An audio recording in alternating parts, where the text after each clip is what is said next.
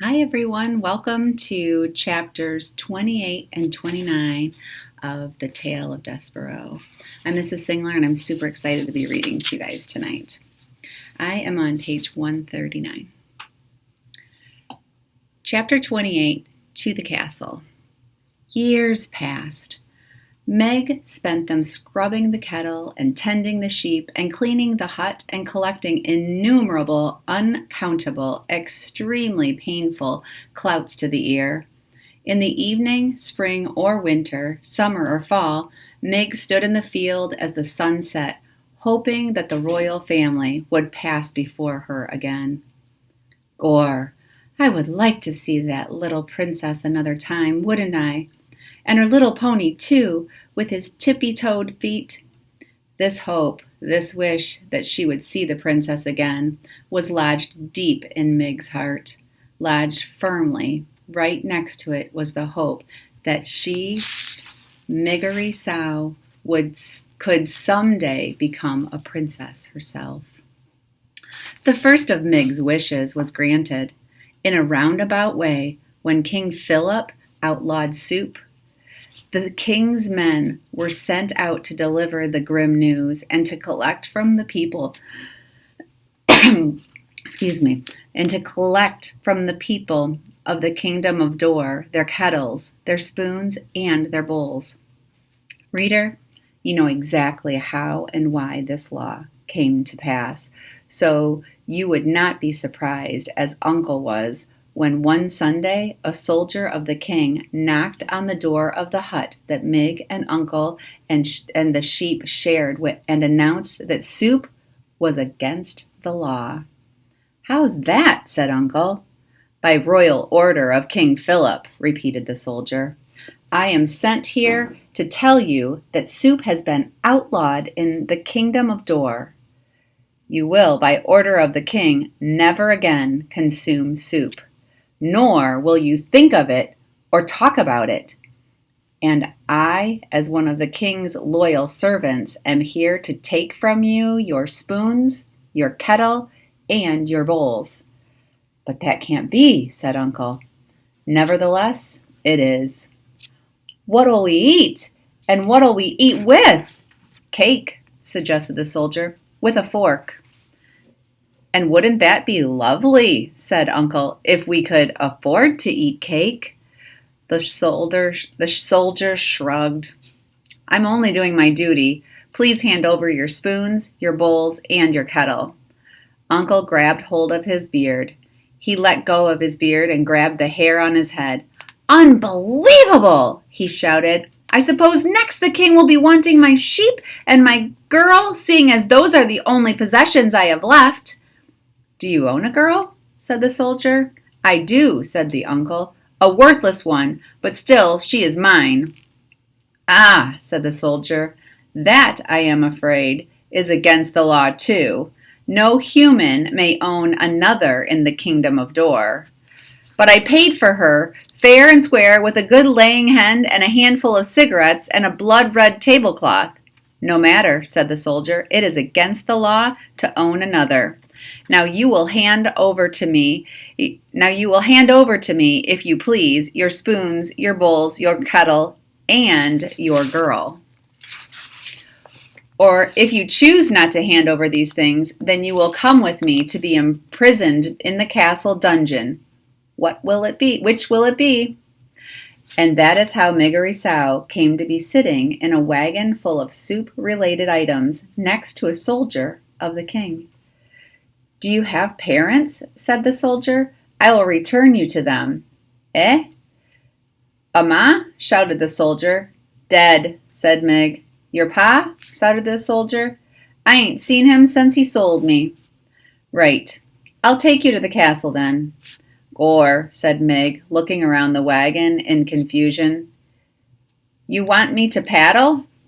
"To the castle?" shouted the soldier. "I'll take you to the castle." "The castle? Where the itty-bitty princess lives?" "That's right." "Gore," said Meg. "I am to be a princess too someday." "That's a fine dream," said the soldier. He clucked to the horse and tapped the reins as they took off. I'm happy to be going, said Meg, putting a hand up and gently touching one of her cauliflower ears. Might just as well be happy seeing as it doesn't make a difference to anyone but you if you are or not, said the soldier. We will take you to the castle and they will set you up fine. You no longer will be a slave. You will be a paid servant. Eh? Said Meg. You will be a servant, shouted the soldier, not a slave. Gore, said Meg, mystified. A servant I will be, not a slave. She was 12 years old. Her mother was dead. Her father had sold her. Her uncle, who wasn't her uncle at all, had clouded her until she was almost deaf. And she wanted, more than anything in the world, to be a little princess, wearing a golden crown and riding a high-stepping white horse. Reader, do you think that is a terrible thing to hope? When there is really no reason to hope at all? Or is it, as the soldier said about happiness, something that you might just as well do, since, in the end, it really makes no difference to anyone but you? Now, page 145 or chapter 29. The title of this chapter is Start with the Kersey and Finish with the Thread. Meadowlaw's luck continued. On her first day on the job as a castle servant, she was sent to deliver a spool of red thread to the princess. Mind, said the head of the serving staff, a dour woman named Louise.